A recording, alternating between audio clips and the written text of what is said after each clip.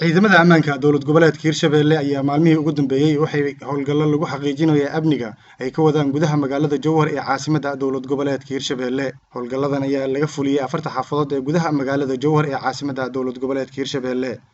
Howlgallada intay socdaan ayaa waxa uga mahad celiyay shacabka ku dhaqan magaalada Jowhar ee caasimadda dowlad goboleedka Hirshabelle. Howlgallada ciidamada ammaanka ay ka wadaan gudaha magaalada Jowhar maadaama ay foodo inagu soo hayso doorashada xildhibaanada aqalka sare ee golaha shacabka Soomaaliyeed. والله ما شاء الله تبارك الله أذن أقول فرح سنة ما دام مملكة وعيد مضى يباريان قريها يو مقالة دنا يباريان أمني لازم محوى إنه قفك بنادم كأمني قل قصه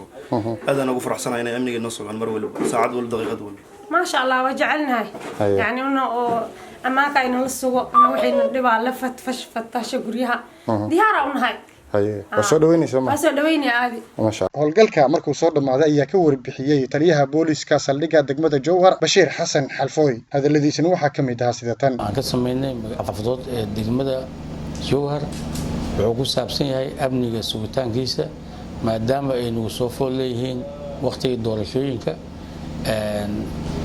xaaladaha degmada sida amnigeeda inaan la socono oo gacanta aan ku hayno sidaas aan ka rabnaa marka insha Allah hawshu waxay ku socotaa amni sugid dadka degmada Jowharna waxaan ka codsanaynaa in sidaas noola gartaan amniga nala adkeeyaan oo aan amniga wada shaqeyno amniga dan uu noo wada yahay saas daraadeed shacabka degmada Jowhar intaan ka arkay shacab fiican waaye waxaan ka codsanaynaa inay sidaas noola shaqeeyaan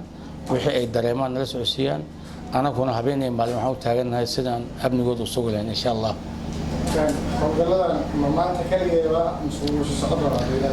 ما يواسعنا جوكتو يا هبين كستو واسعنا ساي مالك كستو من جوكسنيسو إلى إذا كيس إلا أبني دقمة عن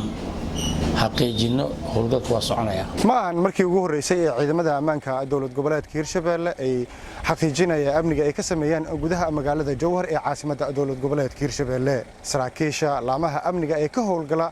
دولة قبلات كيرشبيل أي هر إيهابين أتاجن سدي أكو حقيقي لهاين أبني جودها مقالة جوهر لبان عبد الله محمد لبان لك ما سمالك يا والتيفي عاصمة دولة قبلات كيرشبيل مقالة جوهر.